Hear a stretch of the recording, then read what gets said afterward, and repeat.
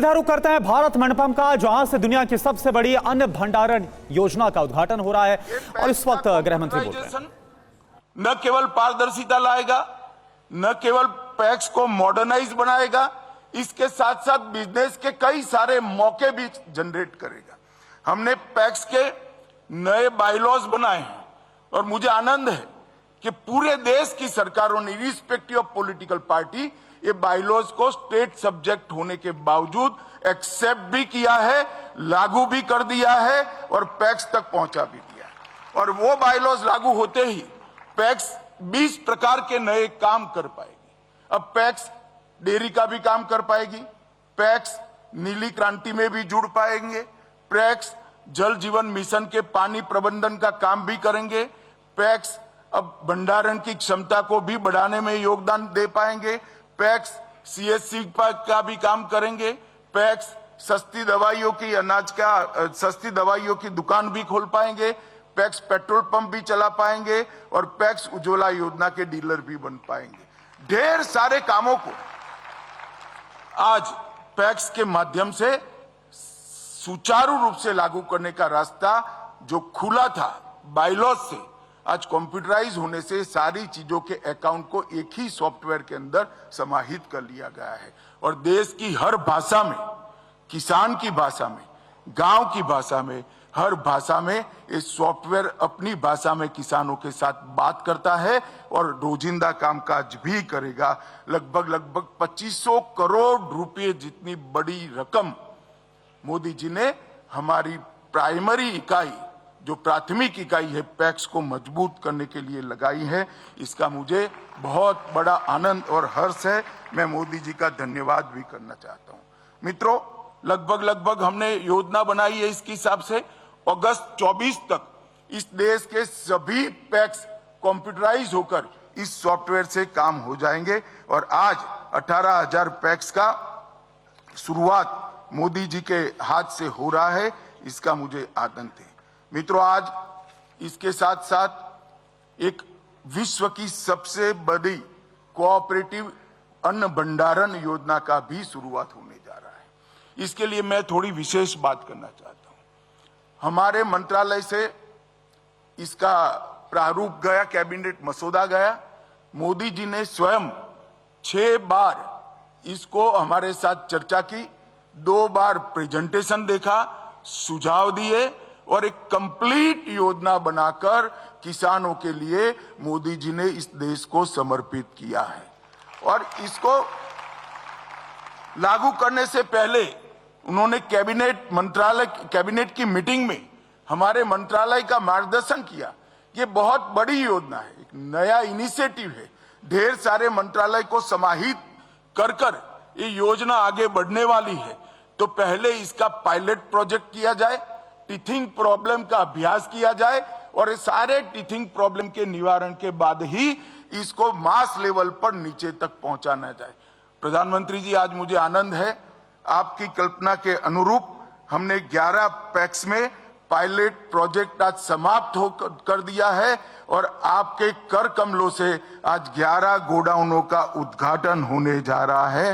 ये बहुत बड़ा आनंद का विषय है। और इसके साथ साथ जो टीथिंग प्रॉब्लम आए थे, आपने जो हमारा मार्गदर्शन किया था, इसके लिए एक मंत्री समूह बनाया था।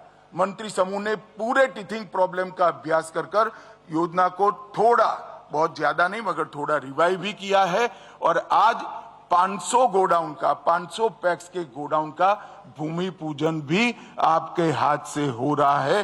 तो 511 गोडाउनों का काम एक प्रकार से आज चालू होगा। मित्रों, हमारे देश में अन्न उत्पादन के परिप्रेक्ष्य में हमारी भंडारण क्षमता केवल 47% और दुनिया भर के देश, अमेरिका में 161%, ब्राजील में 149%, कनाडा में 148%, चीन में 107%, पूरी दुनिया में उत्पादन से भंडारण क्षमता ज्यादा है। इसके कारण जब भाव रेट्स नीचे जाते हैं तो किसान अपना सामान भंडारण क्षमता का उपयोग कर स्टोर करता है और सुचारू रूप से उसको अच्छा भाव मिल सकता है। परंतु यहाँ पर ये सुविधा उपलब्ध नहीं थी। फूड कॉर्पोरेशन ऑफ इंडिया को ही ये सारा भार निर्वहन करना पड़ता था, इसके बाद भी नहीं थी। अब हजारों पैक्स जब ये भंडारण क्षमता का विस्तरण करेंगे तो हमारे यहां भी 100% भंडारण क्षमता 2027 के पहले हम प्राप्त कर लेंगे और कोऑपरेटिव के माध्यम से प्राप्त करेंगे। ये हम सब के लिए आनंद का विषय है। मैं आज यहां पर आपको ये भी कहना चाहता हूं, मोदी जी की दूरदर्शिता के कारण हमारा जो मार्गदर्शन किया है, ये योजना को कंप्लीट साइंटिफिक और सबसे मॉडर्न योजना बना गया है। गोडाउन होंगे तो छोटे, परंतु इनके अंदर रैक भी होगी, कंप्यूटराइज व्यवस्था होगी। इसके साथ साथ आधुनिक खेती के लिए जितने भी महंगे साधन है वो सारे साधन ये पैक्स बसाएंगे इस गोडाउन के माध्यम से। इसके साथ इसको लिंक कर दिया गया है। इसके अंदर ड्रोन भी होगा, ट्रैक्टर भी होंगे, कटाई के मशीन भी होंगे और दवाई के छिड़काव के भी मशीन होंगे। ये सारी चीजों को किसानों को किराए से उपलब्ध करने की योजना भी इसके साथ समाहित कर ली गई है। तो एक प्रकार से किसान की सारी आधुनिक खेती की व्यवस्थाओं को कंप्लीट रिक्वायरमेंट एक ही जगह से पैक्स से समाप्त हो जाए, इस प्रकार की रचना करी है। और इसके कारण किसान और पैक्स का रिश्ता भी गाढ़ा होगा, पैक्स वायबल भी होंगे और आने वाले दिनों में हमारी खेती को, हमारी कृषि को आधुनिक बनाने का भी काम होगा। मित्रों, मुझे विश्वास है कि आज मोदी जी के कर कमलों से जो 11 गोडाउन का उद्घाटन होने जा रहा है और 500 का भूमि पूजन होने जा रहा है, ये सारे सेंटर 511 सेंटर किसानों की सेवा में लंबे समय तक उपलब्ध रहेंगे। फिर से एक बार मैं आज देश भर में ऑनलाइन जुड़े हुए लाखों किसान, कई पैक्स 35,000 से ज्यादा पैक्स जुड़े हैं, 1 लाख से ज्यादा CSC जुड़े हैं और देश भर का सहकारिता का नेतृत्व आज इस सभागार के अंदर उपस्थित है। सहकारिता मंत्री भी उपस्थित है। सबकी ओर से प्रधानमंत्री जी का हृदय से धन्यवाद करता हूं और हमारे क्षेत्र को नए प्राण फूंकने के लिए आपका बहुत बहुत धन्यवाद। करोड़ों किसानों की ओर से भी आपका बहुत बहुत धन्यवाद। तो आप देखिए, भारत मंडपम से आपको हम दिखा रहे हैं जहां पर आज प्रधानमंत्री नरेंद्र मोदी दुनिया की सबसे बड़ी अन्न भंडारण योजना की शुरुआत कर रहे हैं, इसके उद्घाटन कर रहे हैं। और ये भी आपको बता दें कि इसके लिए बाकायदा सरकार की तरफ से 1 लाख करोड़ का जो बजट है वो आवंटित किया गया है। और इस योजना के लागू होने के साथ ही जो भारत की अन्न भंडारण क्षमता है वो 2000 लाख टन तक हो जाएगी, जो कि दुनिया की सबसे ज्यादा होगी। और इसके अलावा अभी आपने सुना गृह मंत्री अमित शाह को भी जो इस बात की जानकारी भी दे रहे थे कि कैसे ग्रास रूट लेवल पर अगर बात की जाए तो किसानों को फायदा पैक्स के जरिए और कैसे पहुंचाया जा सकता है, ई पैक्स का कैसे लाभ पहुंचाया जा सकता है, कैसे इसे और बहुआयामी और मजबूत बनाया जाएगा जिससे ग्रास रूट लेवल पर किसानों को ज्यादा से ज्यादा मदद पहुंचाई जा सके। तो प्रधानमंत्री नरेंद्र मोदी जो कि इस वक्त भारत मंडपम में मौजूद हैं और ये बेहद ही खास कार्यक्रम, ये तस्वीरें हम आपको दिखा रहे हैं। और आज इस कार्यक्रम के जरिए जो सबसे बड़ा उद्देश्य है वो ये कि सहकारिता क्षेत्र में एक बहुत बड़ा बदलाव, और ये देखिए ई पैक्स का शुभारंभ किया गया है प्रधानमंत्री की तरफ से। 18,000 जो पैक्स हैं इनका कंप्यूटरीकरण किया गया है और इसका शुभारंभ किया गया है जिसका फायदा सीधे तौर पर किसानों को मिलेगा, जैसे ऋण, अन्न भंडारण, खरीद, PDS इत्यादि। पैक्स के ऑनलाइन होने से उनके संचालन, कार्यकुशलता, पारदर्शिता व जवाबदेही में सुधार आएगा तथा उनका कारोबार भी बढ़ेगा। और दिव्य सज्जनों, इन 18,000 पैक्स का तो आप देखिए एक बड़ा बदलाव जो कि नरेंद्र मोदी सरकार की तरफ से किया जा रहा है सहकारिता क्षेत्र में, और ये तस्वीरें हम आपको दिखा रहे हैं। और जो ई पैक्स है इसकी शुरुआत की गई है, इसका उद्घाटन किया गया है। और जिस तरह से हमने आपको बताया कि इसको ऑनलाइन करने से, इसका कंप्यूटरीकरण करने से सीधे तौर पर एक जो बड़ा फायदा है वो किसानों को होता हुआ नजर आएगा और ज्यादा बेहतर तरीके से वो इसका लाभ उठा पाएंगे और ज्यादा पारदर्शिता के साथ जो पैक्स है वो काम करेंगे। और इसके साथ साथ जिस तरह से हमने आपको बताया कि अगर भंडारण की बात की जाए, अन्न भंडारण जो कि एक सबसे बड़ी चुनौती रहता है, आज दुनिया के सबसे बड़े अन्न भंडारण योजना की भी शुरुआत हो रही है। इससे काफी लंबे वक्त तक ज्यादा मात्रा में, ज्यादा क्वांटिटी में जो भंडारण अनाज का वो किया जा सकेगा और जो क्षमता है वो 2000 लाख टन तक की करने की है। निर्माण हेतु शिलान्यास किया जाएगा। माननीय प्रधानमंत्री जी। और चलिए अब सीधा रुख करते हैं मुरादाबाद का और तस्वीरें आपको दिखाते हैं कांग्रेस के सांसद राहुल गांधी जो कि भारत जोड़ो न्याय यात्रा पर निकले। और ये देखिए मुरादाबाद की तस्वीरें और प्रियंका गांधी को भी आप देख पा रहे हैं जिन्होंने पहले इस बात का ऐलान किया था कि वो राहुल गांधी के साथ न्याय यात्रा में जुड़ेंगी, साथ में मौजूद रहेंगे। और मुरादाबाद की तस्वीरें हम आपको दिखा रहे हैं, प्रियंका गांधी जो कि अपने भाई राहुल गांधी के साथ भारत जोड़ो न्याय यात्रा में मौजूद है। और आप देखिए दोनों एक गाड़ी पर सवार है। कुमार विक्रांत इस वक्त हमारे साथ जुड़े हुए हैं। कुमार, ये तस्वीरें हम देख पा रहे हैं और पहले ही इस बात का ऐलान कर दिया गया था प्रियंका गांधी की तरफ से और राहुल गांधी के साथ प्रियंका गांधी। ये निश्चित तौर पर प्रियंका गांधी को उत्तर प्रदेश में जब राहुल गांधी प्रवेश कर रहे थे चंदौली से, वहीं पर शामिल होना था भारत जोड़ो यात्रा में, लेकिन उनकी तबीयत खराब हो गई, वो हॉस्पिटल में एडमिट हो गई, जिसके चलते वो अब तक शामिल नहीं हो पाई थी। इस बीच प्रियंका गांधी ने अखिलेश यादव से खुद बात करके समाजवादी पार्टी के साथ गठबंधन को अंतिम रूप दिया, उसका ऐलान हो गया। प्रियंका गांधी चाहती थी कि जब वो 24 तारीख को मुरादाबाद में राहुल गांधी के साथ भारत जोड़ो यात्रा में शामिल हो, उससे पहले समाजवादी पार्टी के साथ गठबंधन का ऐलान हो जाए। वो काम हो गया और अब प्रियंका गांधी राहुल गांधी मुरादाबाद में साथ हैं और ये लगातार जब तक ये यात्रा उत्तर प्रदेश में रहेगी, प्रियंका गांधी लगातार राहुल गांधी के साथ मौजूद रहेंगी। बिल्कुल, तो ये देखिए तस्वीर इस वक्त हम आपको दिखा रहे हैं और प्रियंका गांधी, हालांकि पहले उनको इस कार्यक्रम में पहले शामिल होना था, लेकिन जैसा कुमार विक्रांत ने बताया कि उनकी जो सेहत है वो खराब होने के बाद अब मुरादाबाद में, क्योंकि इस वक्त जो भारत जोड़ो न्याय यात्रा है वो उत्तर प्रदेश से होकर गुजर रही है और काफी अहम पड़ाव है उत्तर प्रदेश का। और ऐसे में तमाम जो लोकसभा सीटें हैं उस पर नजर है कांग्रेस पार्टी की। और ये देखिए तस्वीरें हम आपको दिखा रहे हैं, राहुल गांधी और प्रियंका गांधी मौजूद हैं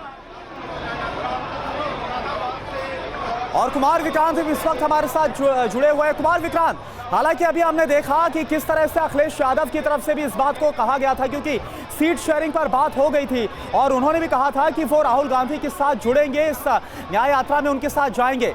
तो क्या अब आगे अखिलेश यादव का भी कार्यक्रम बनता हुआ नजर आएगा? जी निश्चित तौर पर जब ये यात्रा आज बुलंदशहर में रुकेगी और कल ये यात्रा जब आगरा पहुंचेगी तो आगरा में राहुल गांधी, प्रियंका गांधी के साथ अखिलेश यादव भी मौजूद रहेंगे और वहां पर एक जनसभा को भी राहुल, अखिलेश और प्रियंका तीनों संबोधित करेंगे, ऐसी जानकारी मिली है। अखिलेश यादव को व्यक्तिगत तौर पर खड़गे की ओर से निमंत्रण देने अजय राय गए थे, जिस पर अखिलेश यादव ने सहमति दे दी है। तो आगरा में आपको इस गठबंधन की तस्वीर नजर आएगी और ये यात्रा उसके बाद कल शाम को धौलपुर में जाकर के रुकेगी, जिसके बाद राहुल गांधी 5 दिनों का ब्रेक लेंगे। राहुल गांधी इसके बाद इंग्लैंड जा रहे हैं, वहां यूके में उनका बहुत बहुत शुक्रिया। एक बार फिर से रुक करते हैं भारत मंडपम का और प्रधानमंत्री नरेंद्र मोदी बोल रहे हैं, सुन लेते हैं। श्रीमान पीयूष गोयल, राष्ट्रीय सहकारी समितियों के पदाधिकारीगण, अन्य महानुभाव, देवी और सज्जनों, आज भारत मंडपम विकसित भारत की अमृत यात्रा में एक और बड़ी उपलब्धि का साक्षी बन रहा है।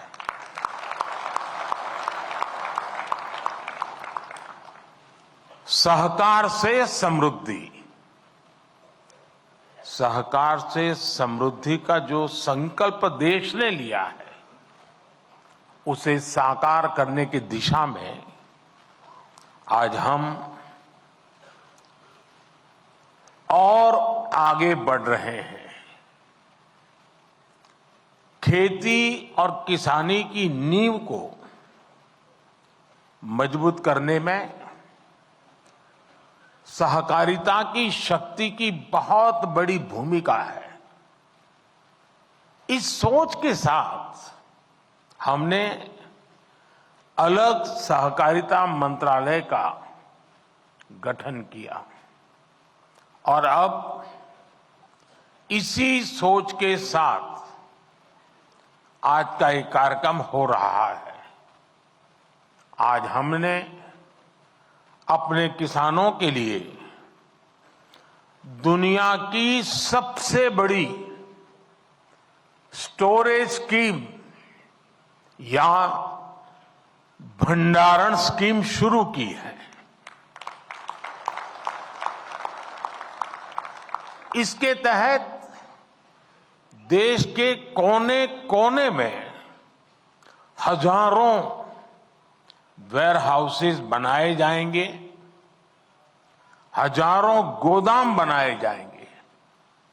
आज 18,000 पैक्स के कंप्यूटराइजेशन का बड़ा काम भी पूरा हुआ है।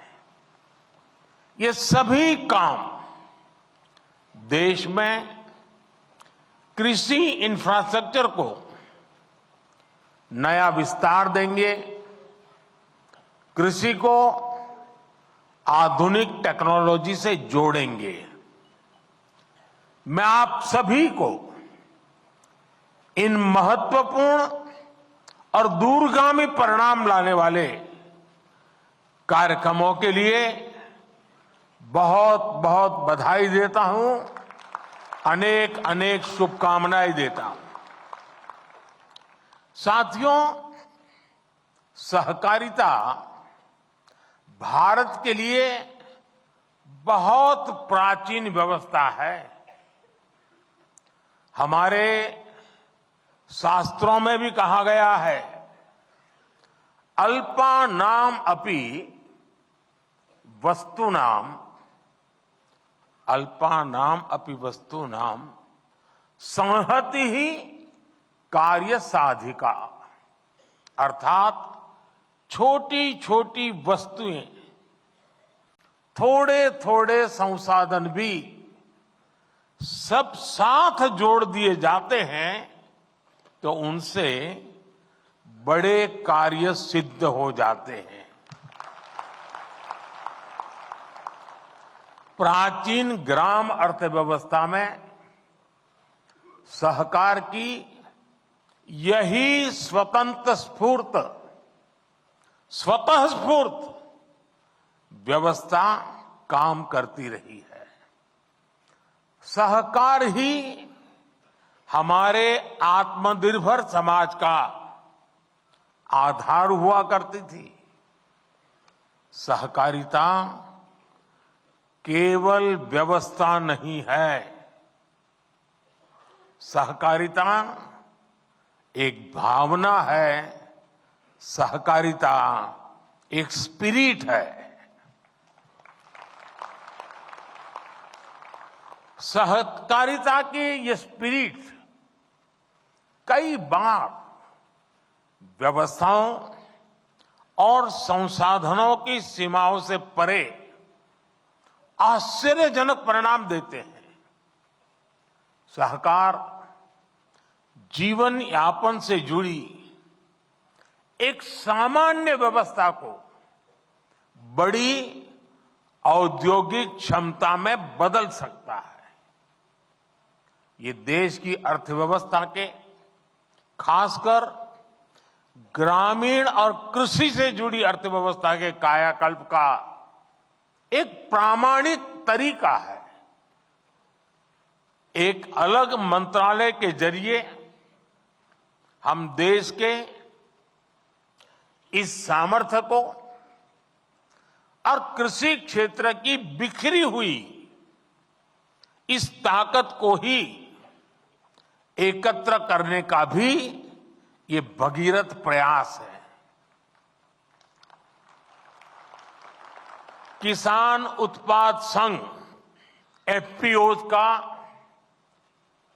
एक बहुत ही महत्वपूर्ण उदाहरण हमारे सामने है।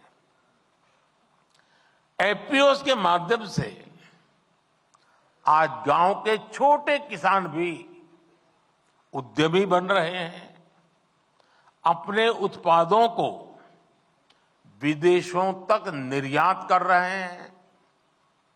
हमने देश में 10,000 एफपीओ बनाने का लक्ष्य रखा था।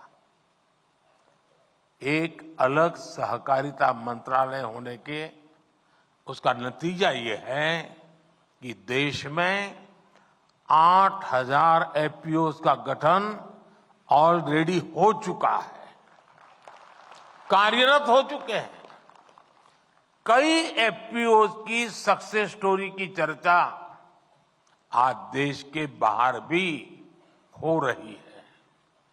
इसी तरह एक और संतोषजनक बदलाव ये आया है कि सहकारिता का लाभ अब पशुपालकों और मछली पालकों तक भी पहुंच रहा है। मछली पालन में आज 25,000 से ज्यादा सहकारी इकाइयां काम कर रही हैं। आने वाले 5 वर्षों में सरकार का लक्ष्य 2 लाख सहकारी समितियां बनाने का है और इनमें एक बड़ी संख्या फिशरीज सेक्टर की सहकारी समितियों की भी होने जा रही है। साथियों, सहकारिता की ताकत क्या होती है, गुजरात में मुख्यमंत्री के रूप में मैंने इस ताकत को अनुभव किया है। गुजरात में अमूल की सफलता की गाथा आज पूरी दुनिया जानती है। हम सब दुनिया भर के बाजार में पहुंच चुके लिज्जत पापड़ के बारे में भी जानते हैं। इन सभी आंदोलनों को मुख्य रूप से देश की महिलाओं ने ही लीड किया है। आज देश में भी डेयरी और कृषि में सहकार से किसान जुड़े हैं। उनमें करोड़ों की संख्या में महिलाएं ही हैं। महिलाओं के इसी सामर्थ्य को देखते हुए सरकार ने भी सहकार से जुड़ी नीतियों में उन्हें प्राथमिकता दी है। आप जानते हैं कि हाल में ही multi state cooperative society act में सुधार लाया गया है। इसके तहत मल्टी स्टेट कोऑपरेटिव सोसाइटी के बोर्ड में महिला डायरेक्टर्स होना अनिवार्य कर दिया गया है। हमारे देश में संसद में अगर नारी शक्ति वंदन अधिनियम पास होता है तो बहुत चर्चा होती है, लेकिन ये उतनी ही ताकत वाला बड़ा महत्वपूर्ण कानून हमने बनाया है, लेकिन बहुत कम लोग उसकी चर्चा करते हैं। साथियों, सहकारिता किसान की व्यक्तिगत समस्याओं का कैसे सामूहिक शक्ति से समाधान करती है, भंडारण भी इसका एक बड़ा उदाहरण है। हमारे यहां भंडारण से जुड़े इंफ्रास्ट्रक्चर के अभाव में किसानों को बहुत नुकसान उठाना पड़ता था। पिछली सरकारों ने कभी इस जरूरत पर उतना ध्यान ही नहीं दिया, लेकिन आज सहकारी समितियों के जरिए इस समस्या का हल किया जा रहा है। दुनिया की, ये अपने आप में बहुत बड़ी बात है, दुनिया की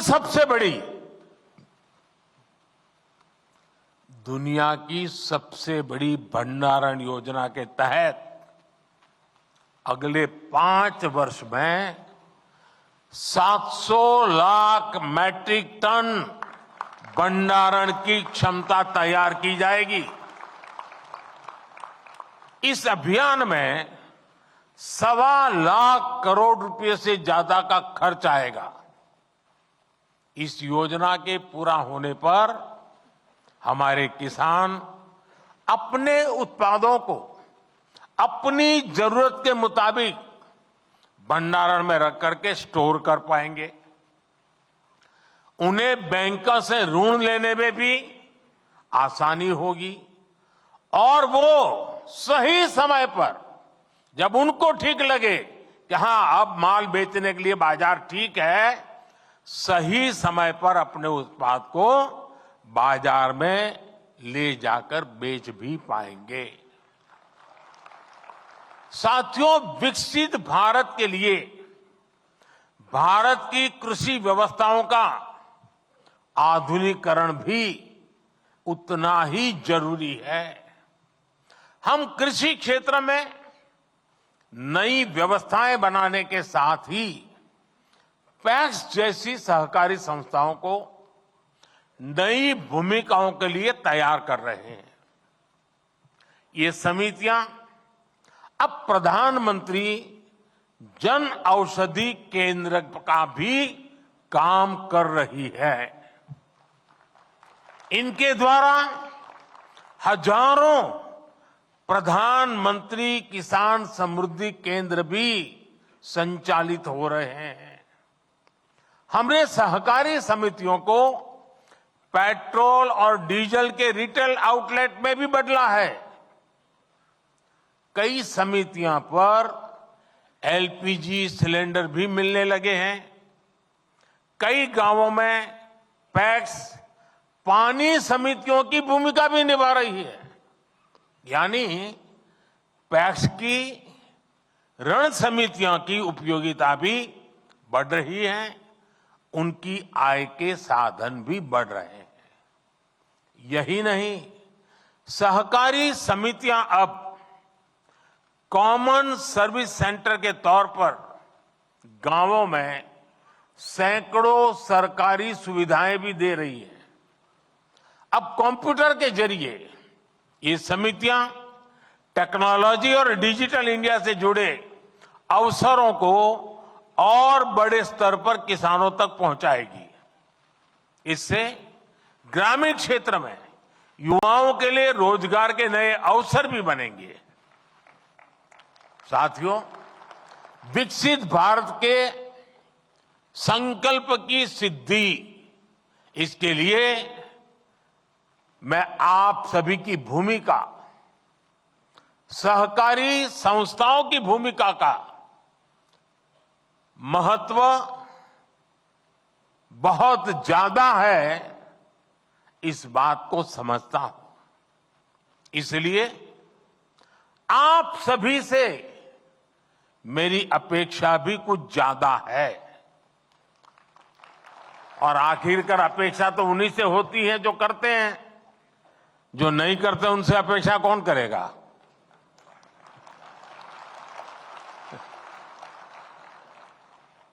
आत्मनिर्भर भारत के निर्माण में आप जितना ज्यादा और जितना ज्यादा सक्रिय योगदान बढ़ाएंगे, हम अपने लक्ष्यों को जल्दी प्राप्त कर पाएंगे। आत्मनिर्भर भारत बनाए बिना विकसित भारत बनाना संभव नहीं है। आपके सामर्थ्य, आपकी संगठन क्षमता को देखते हुए मेरे मन में बहुत सारे सुझाव आते रहते हैं। सारे तो अभी एक साथ नहीं बताऊंगा आपको।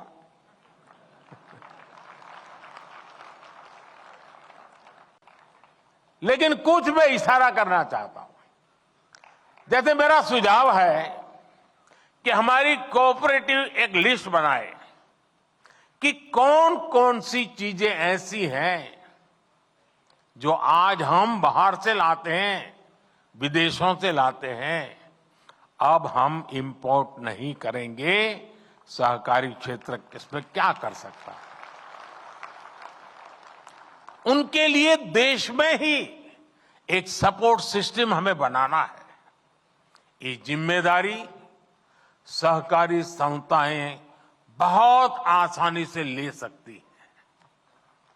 अब जैसे हम कृषि प्रधान तो देश कहलाए जाते हैं, लेकिन ये भी सच्चाई है कि जो कृषि प्रधान देश के रूप में हम पिछले 75 साल से गीत गाते रहते हैं, लेकिन ये दुर्भाग्य देखिए, हजारों करोड़ रुपए का खाने का तेल हर वर्ष इंपोर्ट करते हैं।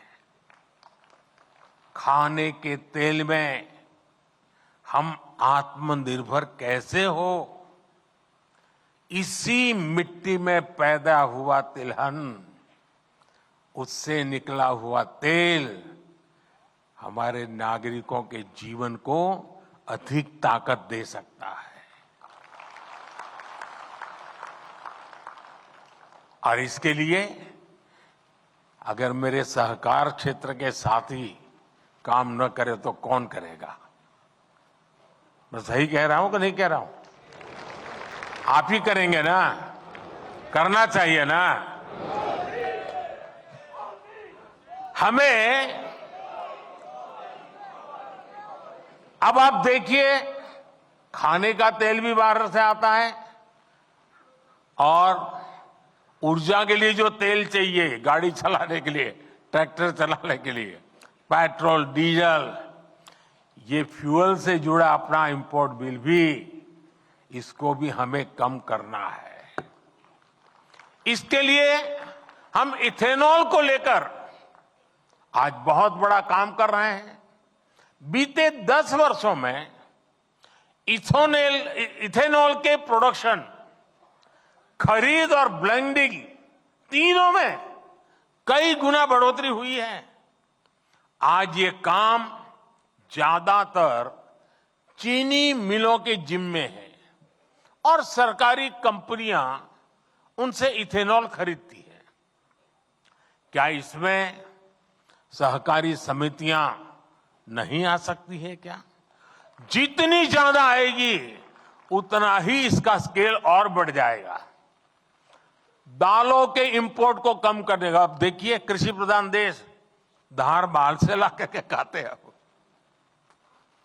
दालों के इंपोर्ट को कम करने के मामले में भी मेरे सहकारिता क्षेत्र के लोग बहुत बड़ा काम कर सकते हैं, अग्रणी भूमिका निभा सकते हैं। मैन्युफैक्चरिंग से जुड़े भी अनेक छोटे छोटे सामान है जो हम सभी इंपोर्ट करते हैं, लेकिन कोऑपरेटिव्स की मदद से हम उन्हें देश में ही बना सकते हैं। साथियों, आज प्राकृतिक खेती पर हम बहुत बल दे रहे हैं। इसमें भी कोऑपरेटिव्स बहुत बड़ी भूमिका निभा सकते हैं।